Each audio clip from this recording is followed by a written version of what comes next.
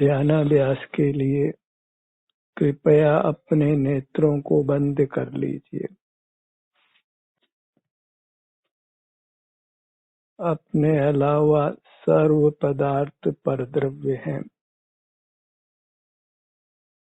परद्रव्यों को देखना जानना नहीं है।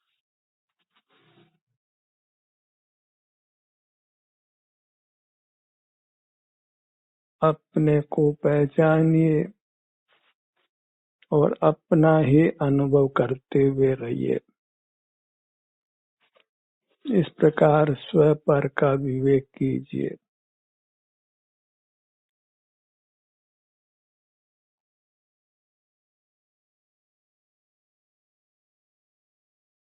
सब जीव अनादि मोह से इंद्रिय ज्ञान चाहते हैं। वे चाहते हैं कि उनको इंद्रिय ज्ञान हो।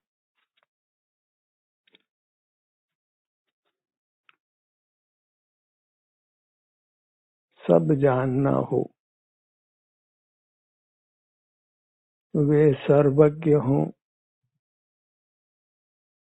वे अपनी संतति का नाम भी सर्वज्ञ रख लेते हैं। पर के जानने में उनको कुछ दोष भाषित नहीं होता। पर के जानने में राग द्वेष अवश्यंभावी होता है। आकुलता होती है। फिर भी सब जीव ज्ञान चाहते हैं। ज्ञान को अच्छा जानते हैं। उसको अपना अधिकार मानते हैं, स्वभाव मानते हैं, अपनी शक्ति या गुण मानते हैं। फिर भला वे पर पदार्थों के जानने का निरोध कैसे कर सकते हैं? और जब पर पदार्थों को ही जानते रहते हैं तो अवश्यंभावी राग द्वेष होता है। असत वेदनी कर्म का बंध होता है और शरीर में वेदना होती है। जब भी जीव अंतर्दृष्टि करे, अपनी ओर आए, तो उसको शरीर में वेदना का अनुभव होता है। और भला वेदना का अनुभव कौन करना चाहता है? इसलिए वह अपने अभिमुख नहीं होकर बहिर्मुख ही रहना चाहता है। अनादि से सब जीवों की यही दशा है। इंद्रियां स्वस्थ रहे, सब जानना हो, शरीर में वेदना नहीं हो। वस्तु स्थिति ऐसी है कि हम वेदना नहीं चाहने पर भी वेदना होती है।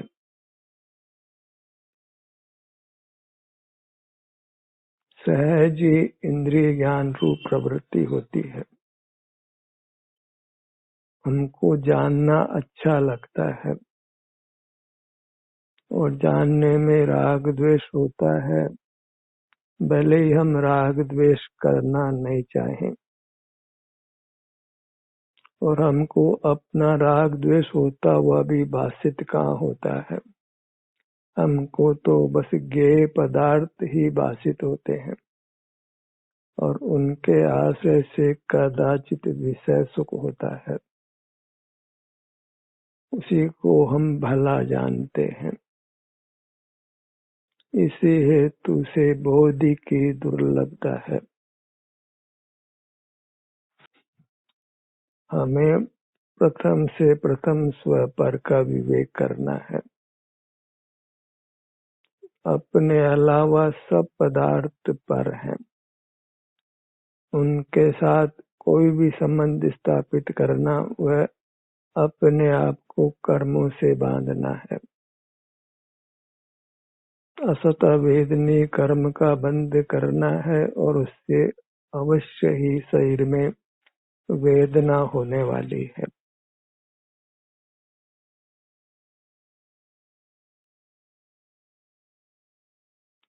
शरीर में वेदना नहीं चाहते, पर जब हम बाह्य पदार्थों को जानना बंद करते हैं तो सहज ही हमको अपने शरीर के विभिन्न भागों में वेदना का अनुभव होता है।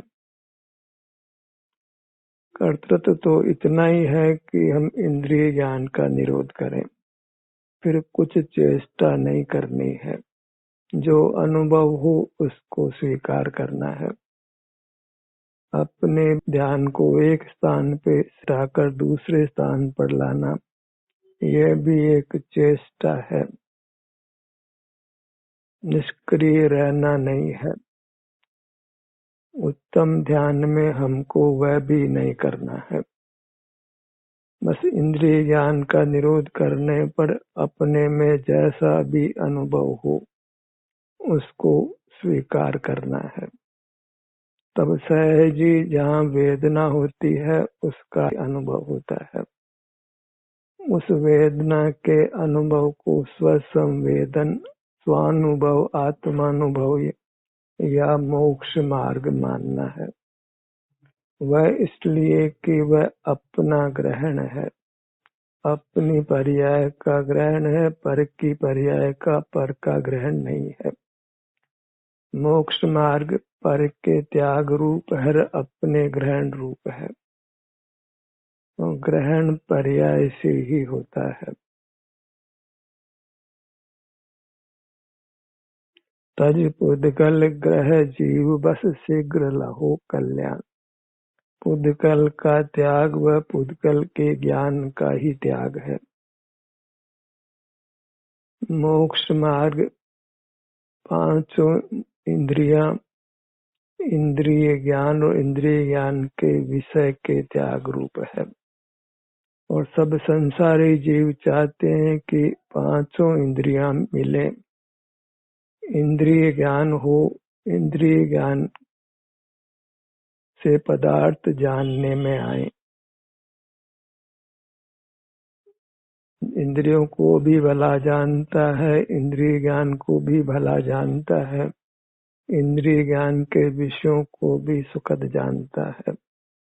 फिर भला वह जितेंद्रिय जन कैसे हो सकता है, जितमोह कैसे हो सकता है, क्षीण मोह कैसे हो सकता है, परमात्मा कैसे हो सकता है। और इंद्रिय ज्ञान का निरोध करने पर अपनी मूर्त में असाता वेदनी का विपाक होकर वेदना अनुभव में आती है। उसको हम स्वानुभव नहीं मानते हैं, स्वसंवेदन रूप मोक्ष मार्ग नहीं मानते हैं, अपितु उसको आर्त ध्यान मानते हैं। और बहिर्मुखता में तो शुभोपयोग को ही हम धर्म ध्यान मान लेते हैं। वही परिणाम की कदाचित स्थिरता लगती हो। मंद कषाय में तो उसको ही एकाग्रता रूप ध्यान मान लेते हैं कि हमारा उपयोग एकाग्र होता है, चंचल नहीं होता है। तो इंद्रिय ज्ञान को ही धर्म ध्यान मानते हैं। और जो वास्तविक स्वानुभव रूप धर्म ध्यान है उसको हम आर्त ध्यान होना मानते हैं। इस प्रकार मिथ्या श्रद्धान के बल पर जब हम जीवन जीते हैं तो सम्यक तो होने का कोई अवसर भी नहीं होता, मोक्ष मार्ग में प्रवेश नहीं होता।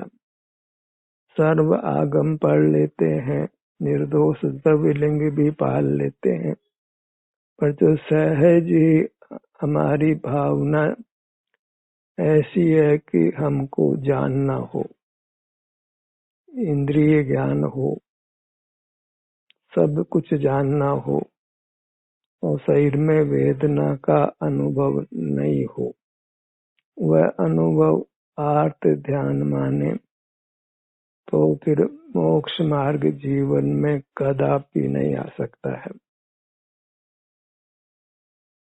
फिर अधिक से अधिक हम शुभोपयोग में ही प्रवृत्ति करते हैं, उसको विस्कुंभ भी कहते हैं और प्रवृत्ति भी उस रूप ही करते हैं।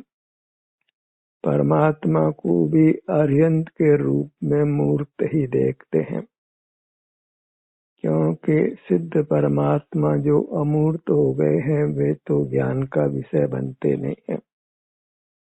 ज्ञान का विषय तो मूर्त शरीर ही बनता है। परमात्मा के मूर्त शरीर को हम भगवान मानने को तैयार हैं, पर अपने मूर्त शरीर के प्रति तो घोर द्वेष का भाव ही रखते हैं। यह अशुचि है, मेरा नहीं है, इसमें एकत्व ममत्व नहीं करना है। और इसके भीतर जो अमूर्त शरीर है, जो शरीर रूप से ही अनुभव में आता है, वह भी वास्तव में पर रूप ही जानने में आ रहा है कि वेदना तो इस मूर्त शरीर में पड़ोसी में हो रही है। स्वास्थ्य भी पड़ोसी का है और रोग भी पड़ोसी का है। हमारा तो जानना है, इंद्रिय ज्ञान है वह हमारा है, और शरीर में सुख दुख होता है वह तो पुद्गल काया का है। भला ऐसी पंडिताई से कब मोक्ष मार्ग होने वाला है? ज्ञेय के जानने से ही अपने को ज्ञायक मानकर इंद्रिय ज्ञान का अधिपति होता है, स्वामी होता है। फिर भला वह इंद्रिय ज्ञान का निरोध करने की सोच भी कैसे सकता है? ज्ञान तो सारा ही इंद्रिय ज्ञान है। ज्ञायक तो संपूर्ण रूप से इंद्रिय ज्ञानी ही है, क्योंकि मूर्त पदार्थ ही ज्ञान के ज्ञेय बनते हैं। आज तक हमने एक भी अमूर्त पदार्थ को नहीं जाना है। धर्मास्तिका अधर्मास्तिका आकाश काल की जो चर्चा है वह अनुमान ज्ञान से है, न कि उनका साक्षात प्रत्यक्ष ज्ञान होता है। युक्ति के बल पर ही हम उनका होना स्वीकार करते हैं, अन्यथा साक्षात कोई अमूर्त ज्ञान का विषय नहीं बन सकता है, तो ज्ञान का विषय मूर्त ही है। ज्ञान इंद्रिय ज्ञान रूप ही होता है। अतीन्द्रिय ज्ञान की कल्पना तो शास्त्र पाठी पंडित और मुनि को ही होती है, और शास्त्रों की रचना तो पंचम काल के पंडितों और मुनियों की है, जो जन्म से मिथ्या दृष्टि है। पराधीन होकर के मोक्ष मार्ग नहीं पाना है। स्वाधीन बनिए, सिर से पैरों तक ये स्वद्रव्य है, उसका आश्रय करिए, तो स्वतः ही आपको जीवन में मोक्ष मार्ग प्रकट होगा। सम्यक दर्शन बहुलता से तो निसर्ग से ही होता है, स्वभाव से ही होता है। कभी कदाचित किसी को अधिकम देशना से होता है, और हम देशना को ही मुख्य करते हैं। चिंतन में ही पराधीनता है। ये परमात्मा किसी की देशना के अधीन परमात्मा होता है, पराधीनता से ही परमात्मा होता है। ये समझ नहीं आती है कि देशना को भी ये जीव स्वयं ही स्वीकार करता है। कोई बलात् हमको देशना स्वीकार नहीं करा सकता है। देशना सुनकर भी कोई विरल जीव ही स्वसन्मुख होते हैं। इंद्रिय ज्ञान का उनको वास्तव में निरोध वर्तता है। कुछ बाहर का जानना उनको प्रिय नहीं होता है। वे अपने में तिष्ठ कर ही सुख को पाते हैं। अंग्रेज कहते हैं happiness is within, joy is in us, it is not in things. वे कोई जन्म से जैन नहीं है, उन्होंने जिनागम भी पढ़ा नहीं है। वे अपने अनुभव से ही ये जानते हैं कि सुख हमारे में है, खुशी हमारे भीतर है, वस्तुओं में नहीं है। हमको ही देशना का बहुत भारी पक्ष है, चिंतन में ही पराधीनता है। अपनी महिमा भाषित नहीं होती है। हम बिना ही देशना के अपने सुख को पहचान कर अपने सुख को भोग सकते हैं।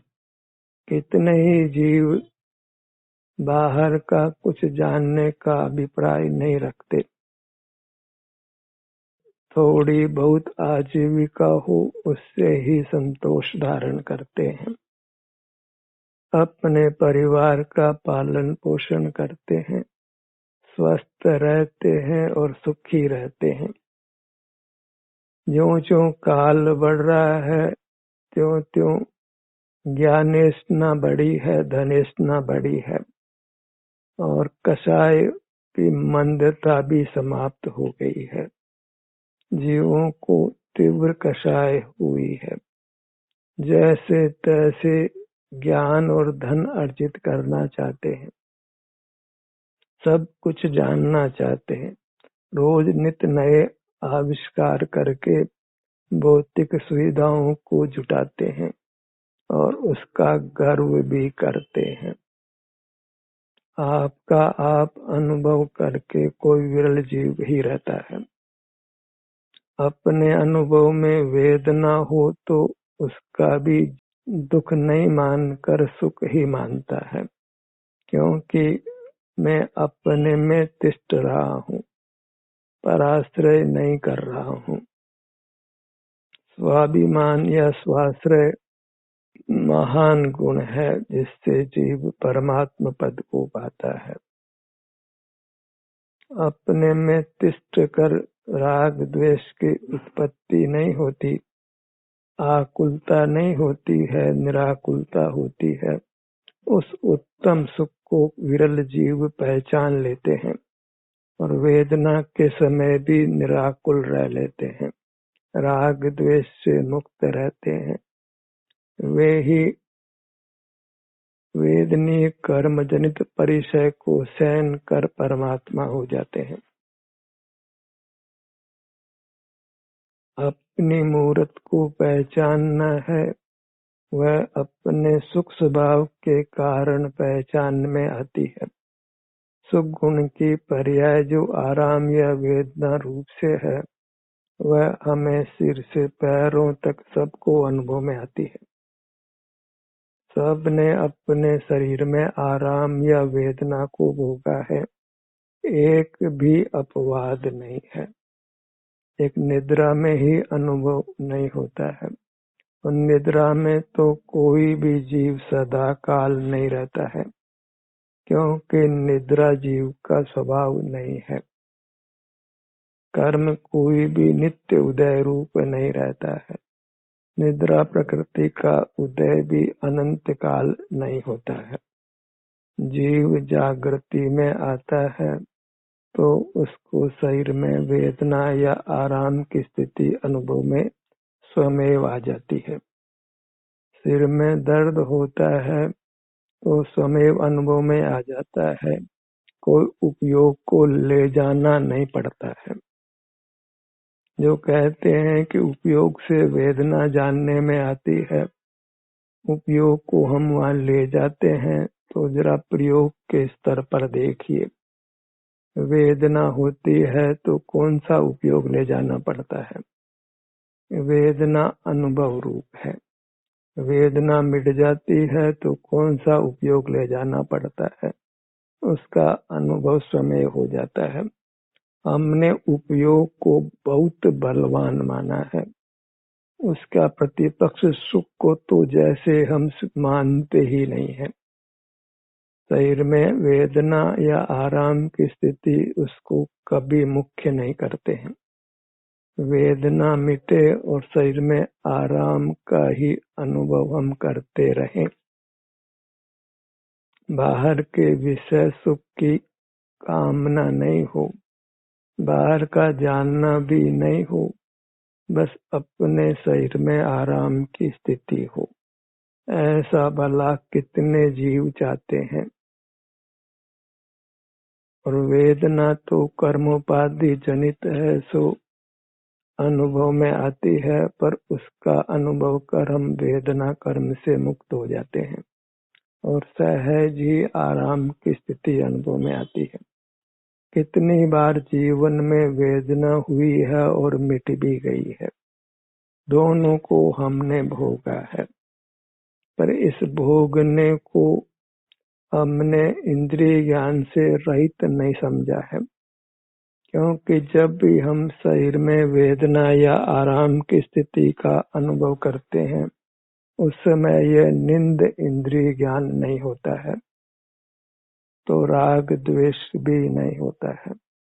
इंद्रिय ज्ञान के अभाव में राग द्वेष नहीं होता है, कारण के होने पर ही कार्य होता है। इंद्रिय ज्ञान के होने पर ही राग द्वेष होता है, और इंद्रिय ज्ञान के नहीं होने पर राग द्वेष भी नहीं होता है।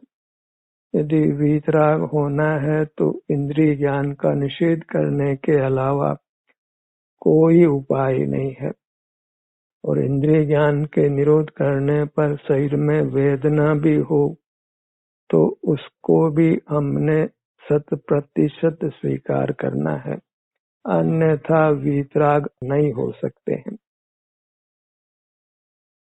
क्योंकि इंद्रिय ज्ञान में आएंगे तो अवश्यंभावी राग होगा या द्वेष होगा, और इंद्रिय ज्ञान का निरोध करते हैं तो असत वेदनी कर्म के उदय से शरीर में इसके किसी भाग में वेदना का भी अनुभव अवश्य होने वाला है। उसको हमने आत्मानुभव स्वसंवेदन या मोक्ष मार्ग स्वीकार करना है, तभी हम इंद्रिय ज्ञान का निरोध करने में सक्षम हो सकते हैं, वीतराग हो सकते हैं, निर्बंध हो सकते हैं, मोक्ष मार्गी हो सकते हैं। और उस स्थिति में हमको सहज ही निराकुलता की प्रतीति हो जाती है। जहाँ फिर पर का जानना नहीं है तो राग द्वेष नहीं है, आकुलता नहीं है, निराकुलता है। क्योंकि राग द्वेष बाह्य विषय के संबंध में ही होते हैं, अपने संबंध में नहीं होते। दो के बीच में ही राग द्वेष होता है, और जहाँ दूसरा विषय नहीं है वहाँ फिर राग द्वेष भी नहीं है। तो हमें दूसरे को विषय नहीं करना, एक भी पर को नहीं जानना है। सबको जानना तो बहुत दूर रहो, अति दूर रहो, सर्वज्ञता तो अति दूर रहो, हमें दूसरे को जानना नहीं है।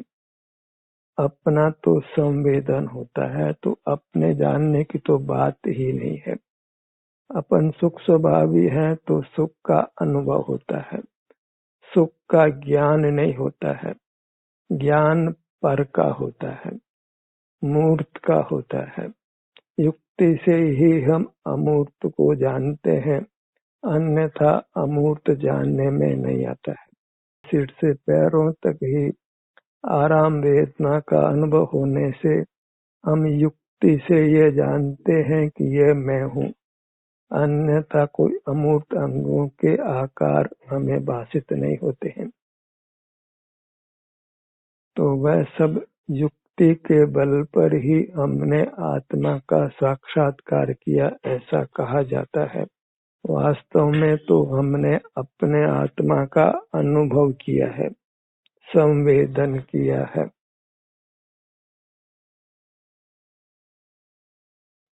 ज्ञान की इच्छा को छोड़िए, वह तभी संभव है जब अपना स्वभाव हम ज्ञान नहीं माने, अपना सुख स्वभाव माने। शास्त्रों के लकीर के फकीर होकर रहना कोई अच्छी बात नहीं है। सब संप्रदाय वाले अपने अपने शास्त्रों के लकीर के फकीर ही तो हो रहे हैं, और इसी से विभिन्न संप्रदायों में परस्पर द्वेष वर्तता है। कोई भी अपने शास्त्रों में विपरीत बातें हैं उसका खंडन स्वीकार नहीं करता है। मैं भी कहूँ कि सर्वज्ञता नहीं होती है, जीव में अनंत गुण नहीं होते हैं, तो कौन जीव मेरी बात को स्वीकार करने वाला है। जैनों को तो मंद कसाय है, इसलिए इस बात को सुन लेते हैं, अन्यथा तो इसमें हमारे जैन शास्त्रों का खंडन हुआ तो मेरे को मारने को भी दौड़ सकते हैं, जैसा कि अन्य संप्रदायों में होता है। सब के सब अंध श्रद्धालु हैं और अंध श्रद्धालुओं को मोक्ष मार्ग कदापि नहीं होता है। मोक्ष मार्ग अनुभव से चलता है और अनुभव नाम अपने शारीरिक सुख दुख के अनुभव का है। तो अपने शारीरिक सुख दुख का अनुभव करिए, इतना ही मोक्ष मार्ग है। इतने में जहाँ शारीरिक सुख दुख होता है वह मैं हूँ, ऐसा युक्ति से ज्ञान भी हो जाता है। वास्तव में तो अपने सर्व आत्मदेशों में हम सुख दुख का ही अनुभव करते हैं, आराम या वेदना की स्थिति का अनुभव करते हैं। और यद्यपि यह भी कर्म का संबंध होने से अपने सर्व आत्म प्रदेशों में सुख दुख का संवेदन नहीं होता है। हम असर्व संवेदक ही होते हैं, पर इससे कुछ मोक्ष मार्ग में अंतर नहीं पड़ता है, क्योंकि इतना ही मोक्ष का मार्ग है। हम अपने असर्व भाग में ही सुख दुख का अनुभव करके कर्म क्षय कर सर्व संवेदक होने वाले हैं। संपूर्ण काय में सुख का अनुभव होने वाला है।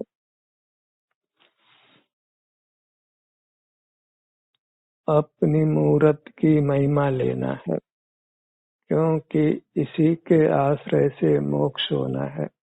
पर की महिमा करना व अपनी महिमा कम करना है।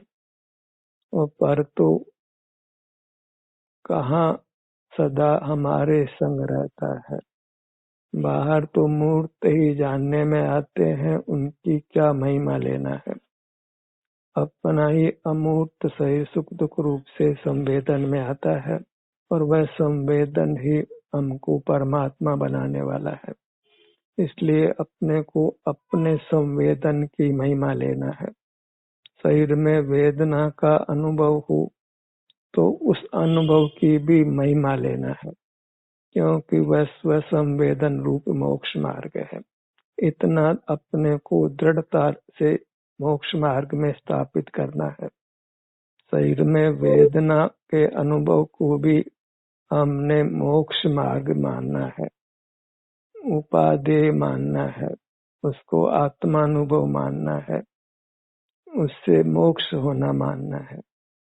तभी हम इंद्रिय ज्ञान का जय कर जिनेंद्र परमात्मा हो सकते हैं। ध्यान का सत्र यही समाप्त होता है।